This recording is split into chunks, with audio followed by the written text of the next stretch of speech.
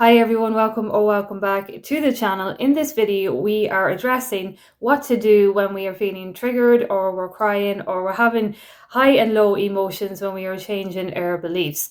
So first of all, when we are changing our beliefs, there are some things within our subconscious mind that may take a little bit more time to overcome than other beliefs due to the way that we may have experienced them in our life. So we could have a deep down ingrained belief about trust or security or love and what it means for us to be loved, and we could have experienced that through different times of our life, which may be harder to overcome in a sense of something to do with maybe financial area or something to do with our health area. However, everything is changing all the time and we are able to change our core beliefs, and this is why we actually persist with our new affirmations, because in due time it does override itself. It creates a new neural pathway in the brain. This new neural pathway in the brain sends a signal to the subconscious mind that this is a possibility now, and then it goes to seek it in our reality to bring it to us. So the first couple of days when we are affirming, we will feel okay. For me anyway, on my experience, I have felt okay within the first couple of days of affirming new affirmations or a new story. This can continue throughout the week. I would still feel okay, and then sometimes when I'm changing new beliefs, I could start to feel triggered within the second week maybe of actually affirming. So let's say, for example, I have something to overcome and it's a little bit heavier than a different area of my life.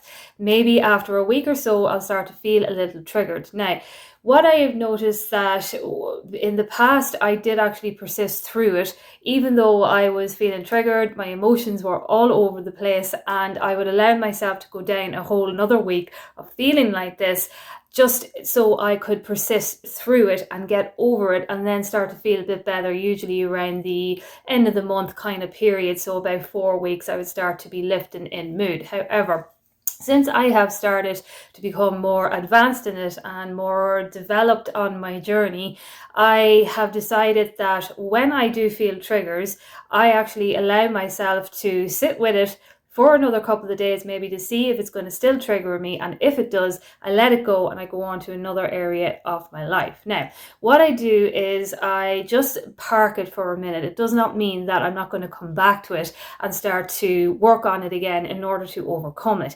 It just means that I'm going to take a little bit of a break right now, and I'm going to look at another area of what it is either that I am changing or what it is that I am creating.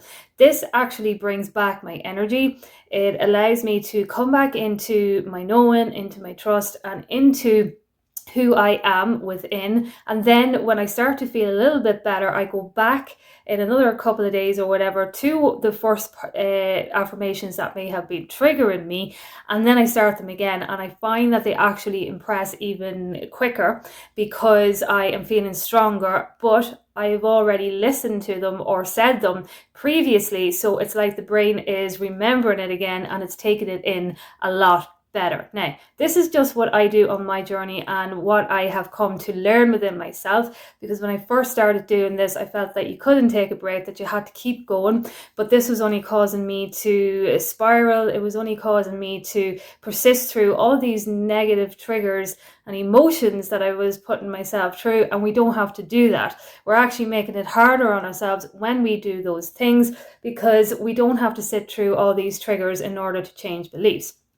Our beliefs start to change within the 3 days, the 72 hours of us actually starting to affirm it, because of this period of time that actually creates the new possibility within our brain. So it's already changing within those first couple of days or 72 hours. So just because we park it for another couple of days or a week or whatever, it does not mean that the belief has not started to change. Of course it has. And even when you let it go after that first couple of days or first 3 days, because you're feeling a little bit triggered, you could even manifest whatever it is that you had been affirming, because it's already starting to be ingrained in your brain anyway. So why I come back to it is actually to impress it even more, so that the belief within me feels better, feels stronger, and feels more confident.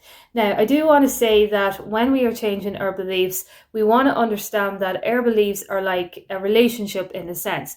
They are the relationship that we have with ourselves. Every belief that we have is the relationship that we have with ourselves in the sense of how we talk to ourselves and how we allow ourselves to perceive our reality, allow ourselves to experience our reality. All our beliefs are actually our relationship with ourselves, because we are the only ones that are inside our head, and we are the only ones that know how we feel when we behave in certain ways, how we feel when we attract things into our life, how we feel when we experience things. And so inevitably, it's all about the relationship that we have with ourselves. So because the beliefs are about the relationship that we have with ourselves, we want to actually create these beliefs in a way that are obviously positive, confident, but loving, and to know as well too that we are allowed to take these little breaks and know that everything will be okay. So if you think of yourself of being in a relationship and you have a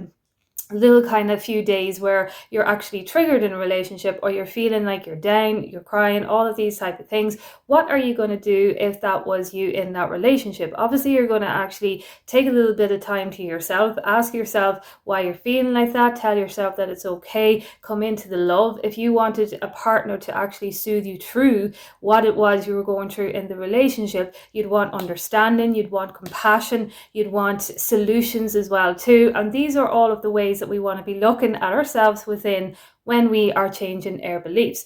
So it's not that we let go of anything when we are actually feeling ourselves triggered. That's not what I'm saying. What I'm saying is that we come back into ourselves and we give ourselves a little bit of time to change the perspective on what is going on here, or maybe just to understand ourselves a little bit more, to understand why we are purging, to understand that it's okay, giving ourselves the compassion and love that we would desire to experience if we were experiencing these emotions or these triggers or these lost kind of feelings in a relationship. We want to be sitting down and communicating, and we want to be, as I say, loving, compassionate, but these are the ways that we want to be with ourselves. So our beliefs are like our relationship with ourselves, and it's how we nurture ourselves through changing them that ultimately builds that kind of confidence and love and self-love within ourselves as well too. So I wanted to talk about when we are doing these ways of being. Inspired action can be very, very subtle.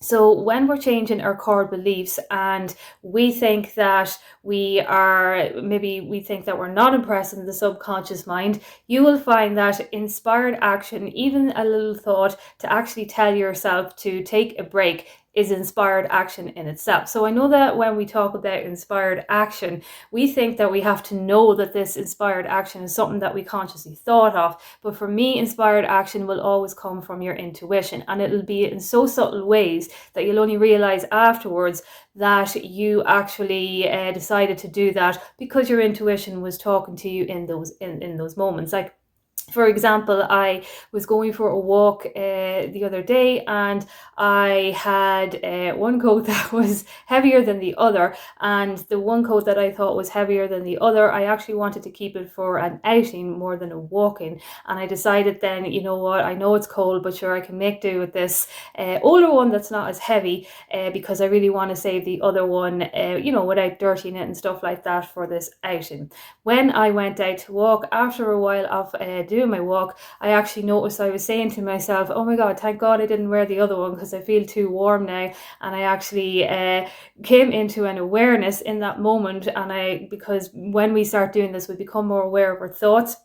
And I came into the awareness of that moment. That was then the little inspired action that was actually telling me beforehand that the other coat was actually going to be the best one anyway, even though I thought I was saving the heavier one for an outing, because I thought that it was going to be cold and that I'd make do, but it was actually my intuition telling me that I didn't need it anyway, if that makes sense. I just wanted to bring in a little example here of just how tiny these subtle inspired actions are. And this is in relation to everything, in what it is that we are manifesting and how we actually get there, and also how we are are attracting things into our life. So we know that throughout our day, our goal is really to become more aware of where our thoughts are going. It's never about being perfect. It's just about coming into the awareness.